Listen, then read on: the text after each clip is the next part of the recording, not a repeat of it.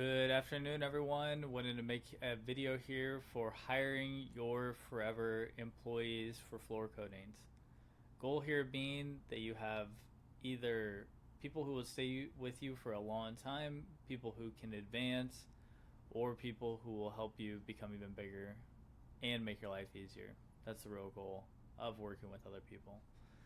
So I hope that you get less turnover from this video here.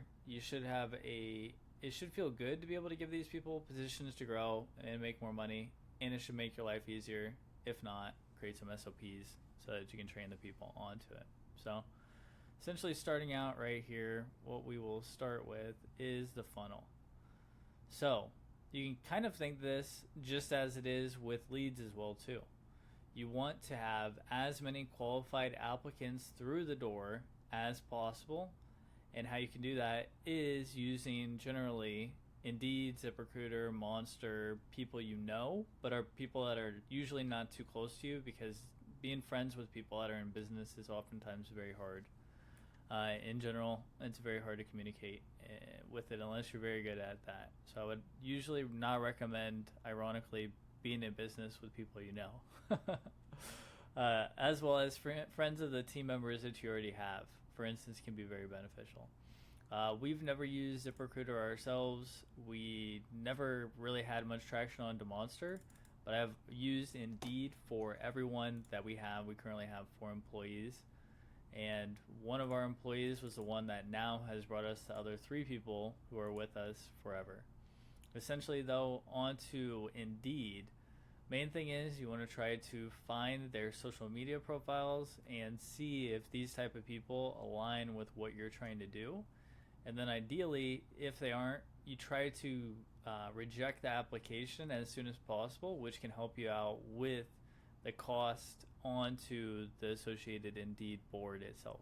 So I think if you cancel them within 6 hours or something like that, which is pretty easy to be able to just look up their profiles onto there as well and get a good idea. Facebook, Instagram, perhaps TikTok if you can find it, essentially with their full name, with the phone number, or with the email into Google, and then as well cross post that onto Facebook search to see what you can see onto there.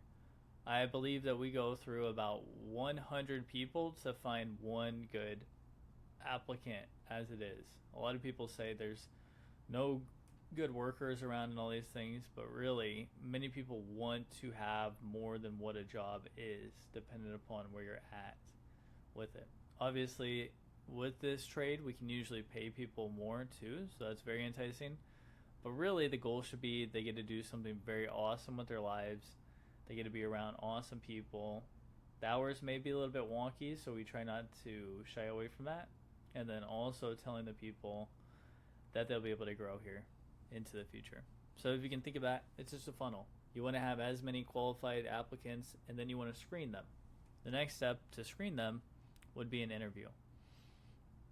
Now, I don't really have any kind of formal interview. It really, to me, kind of goes off of finding out what they had on their resume, seeing if there's anything that's interlinking onto it that could be beneficial, and then really, ironically, we want people that have less floor coating experience because they're generally not that coachable after they become experts in whatever they're doing, we find.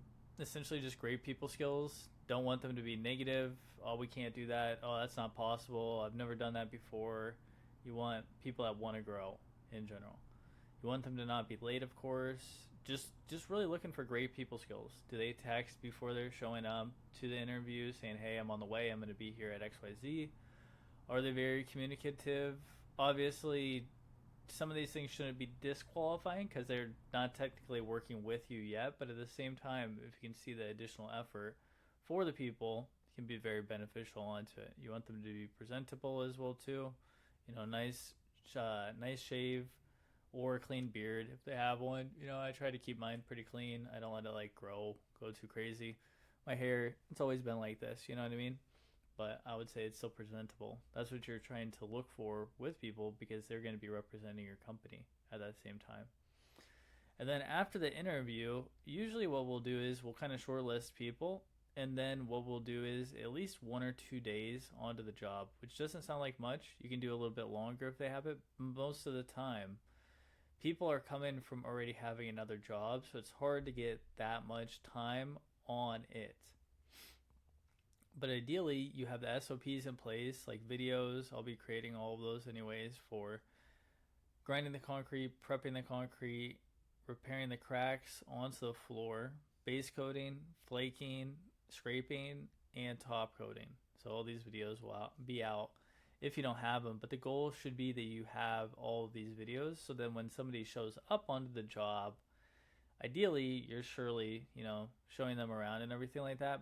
But really, you want them to have seen that so that you can see how quick are they to learn. That's another really, really big attribute that you want. You want people who are quick to learn, because especially as your first hire, you want somebody that can eventually grow into the manager position, because it is very fragile at the very beginning for the business. You want to make sure that you have as many people who will be able to be your forever employees onto it. So you're looking for 10x type of people. And obviously you want to pay them very well too. And that's about it. Feel free to drop a comment down if you have any other questions or anything. And as well, the free school community is over there for more questions on the videos. Peace.